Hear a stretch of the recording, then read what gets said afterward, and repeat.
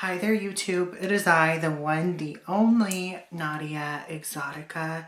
So, okay, this is part 2, right? Because like my recording went on to almost like 30 minutes, and I try to keep everything under 30 minutes so that way I can transfer it to my phone to edit it properly. Anyway.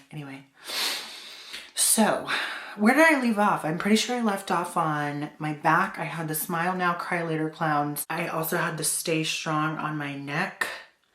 So in order from guessing kind of where I went next, I believe I had what I don't even want to mention it, but I was doing this thing that fell flat, was just fucking awful. I had a falling out, didn't end up pursuing it, but I had a lot of tattoo supplies. So I practiced a lot on myself, my cousin, one of my brothers, and I put the ink that I had to good use. I always reference this, the ink that's the proper ink. The brand was, I believe it was like Body Candy or Ink Candy or something, I think. I remember buying a bunch of supplies from them. Whether they're still in business or not, I don't know. The first time around when I had all these tattoo supplies, I had, I want to say 2 rotaries and 1 traditional. I can't remember what they call that one. The old school, I don't know. And a bunch of those like the skin candy inks or the ink candy, I don't remember. And I then did a skull. So I had this S on my ankle and I did a skull around it, and I turned the S into a $sign. I don't think I even have a good picture of that, and it's so shoddy and fucked up. I don't think I'll show it. Above that, I'm getting ahead of myself. On my heel, on the left side, I have Dum Spiro Sparrow or whatever, and in Latin, I cannot for the life of me. So can someone please write it in the comments? It's some like phrase, as I breathe, as I walk, or as I breathe, I hope, I think. I don't know. Let me know. That is kind of faded too and fucked up. Eventually, maybe that'll get filled in. I don't like the feet. I don't like feet tattoos. They fucking hurt. So I'm kind of like, maybe not. Above the skull, I have a quote that is, never let your fear decide your fate. And that was, and all of these I'd done like at the very beginning before I got good. After I got good, I started doing good shit like that rose, this. I actually knew what I was doing, or the big thigh piece I have. Anyway, there's that quote, and above that quote is a dagger. No, it's like a heart dagger. Sorry, it's kind of beneath. It's this heart dagger that's kind of like traditional style. Looks like it's going through the skin. And then it says fearless underneath. And then above that, I have the Eye of Horus that I actually fucking snapped on. Like, that's when I think I started to get really good. Then above the Eye of Horus, I have a star, and it says Star Seed in this really kind of graffiti looking script. Above that, on my kneecap on my left, I have a spider, a black widow. Above the black widow is this big piece I did myself. I had to do it all upside down, and it's one of my favorite oldies songs by the Vanguards. Somebody please. I kind of wanted to do this like webbing with the Black Widow maybe, and kind of have it encase the, you know, the title, song title. Then I believe that was when I got my, after all of that, I did the horde symbol on one of my brothers on his wrist, and it looks really good. He had to get it touched up and filled in because I didn't have red ink. And I also didn't want to fuck the filling in part up, but the outline was so good. And I did another video game symbol from something I can't remember. After that was my fucking white chuparosa, my hummingbird. I figured because the rose is right there, it would be cool to do like a rose piece or maybe another hummingbird to make it kind of cohesive. I totally forgot. I must have been about like 18 or 19 when I got my lucky cat. I love this Lucky Cat. It never got finished. I was going to do the words good luck and prosperity underneath. I never went back to get it finished. And I don't know, but I love it so much. I get the most compliments on it. Like, people love it. I believe in Japanese, it's called the Maneki Niko, I believe, which is the beckoning cat, I think. And it's supposed to be a symbol of good luck. I always thought they were just so precious, and I love them so much. And I remember that there is kind of a backstory to it. I remember way long ago, I don't even remember how old I was, but my aunt and uncle were living on top of their print shop business. And it was like Lunar New Year, and we went and got Chinese food and brought it back to that. It was like this upstairs kind of like loft almost. Had one bedroom, had a living room, and it was, I always like loved it there, but specifically for some reason as a child, this really stood out to me when we ate Chinese food and watched the Lunar New Year on TV. And at the Chinese restaurant, there was a big Lucky Cat. And so it just kind of always has stuck with me. I love the symbolism behind it. Let's see, after the hummingbird came probably, I think it was the fortune teller lady on my hand, who was done by this fabulous guest tattoo artist at this shop I used to go to, who was really, like, he was so cool, and I feel like we kind of clicked. I always kind of click with these like skater boy tattoo artists. They're so awesome. And unfortunately, I found out like 2 years later, going back to the same place, that he had passed away, which is awful. But everyone loved the fact that I had a piece from him, and he was so dope. Apparently he had some kind of name around the tattoo world, which is awesome. But I loved her to bits and pieces, and this is another one I get complimented on. I love her. I love her so bad.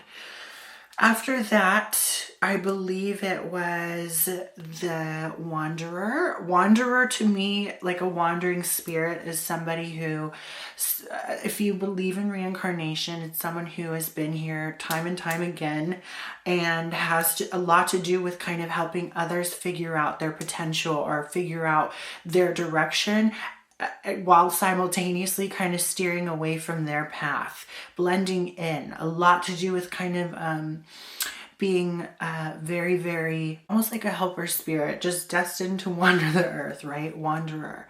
That concept has always also intrigued me quite a bit. And after that, I believe was, I feel like a complete dumbass for forgetting, of course, Seduction on My Stomach came next. It's an ode to the beautiful art of seduction.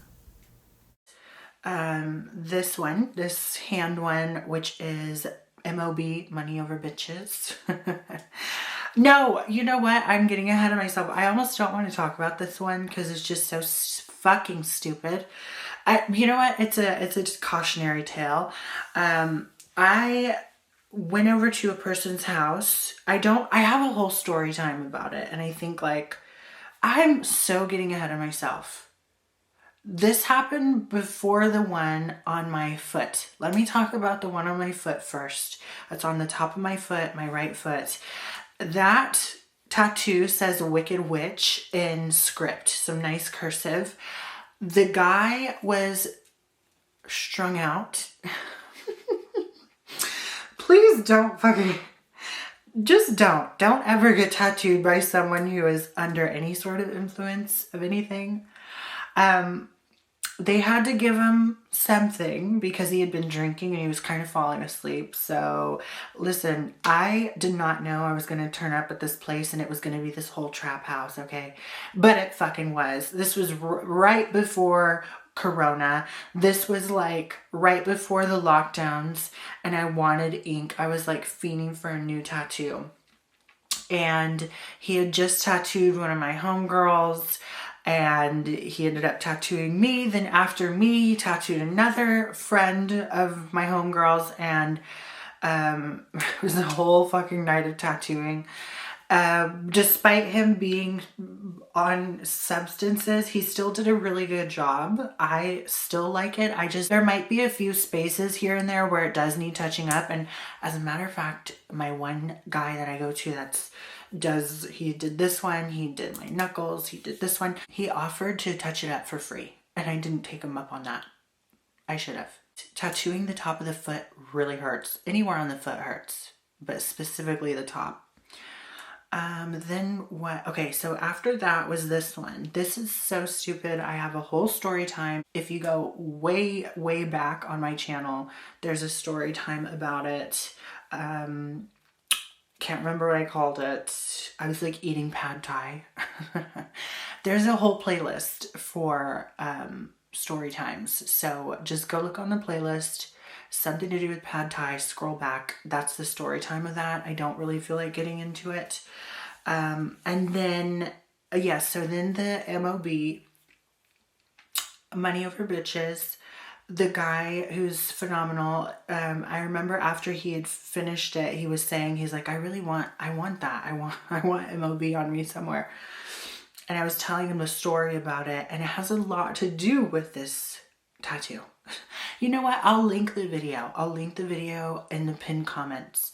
It has a lot to do with this, but also a lot to do with just like, I guess my adult work journey. You know, it was right before I embarked on that, or right as I was embarking on it. So it's very near and dear and significant to me. Honestly, I love it. The same guy who did this and my knuckles and my rose, not my rose, my hummingbird. I'm about to tell you about the book that I have tattooed and completely forgot about my tramp stamp, which says Temptress in a cursive script, that he also did a fabulous job on. And actually, I forget I have it sometimes. Did this one as well. This is a big piece, and it's my favorite book ever. Eyes of the Scarlet Rose by Anne Delera.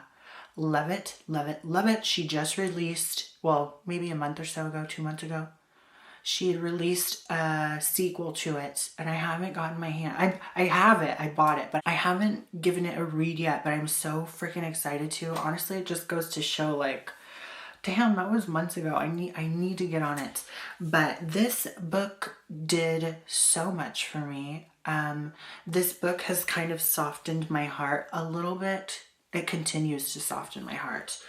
And it was so significant that I absolutely needed it tattooed. I went with a very traditional kind of format, only because to me personally, okay, something I always really loved when I was, I guess, learning to tattoo,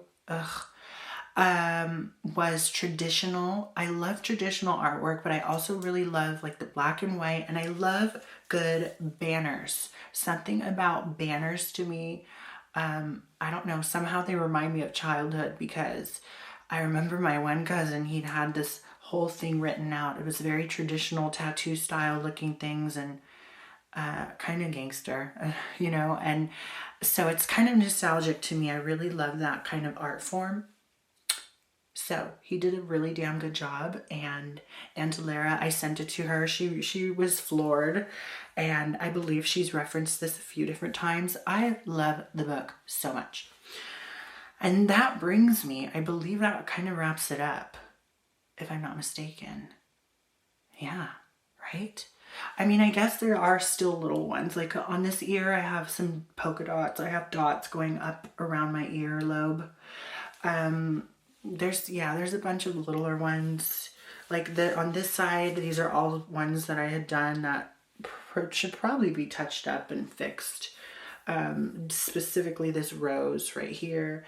This one I had done on my own as well.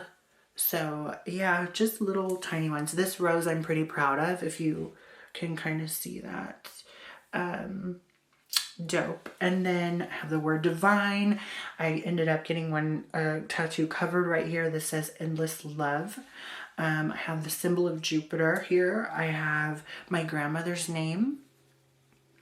I believe I got my grandmother's name when she passed, which was in 2015, and I must have been like 20 years old, going on 21 perhaps. And yeah, so I have a bunch of little ones. This was a matching one with my ex who has since passed away. It was a little heart right on the wrist.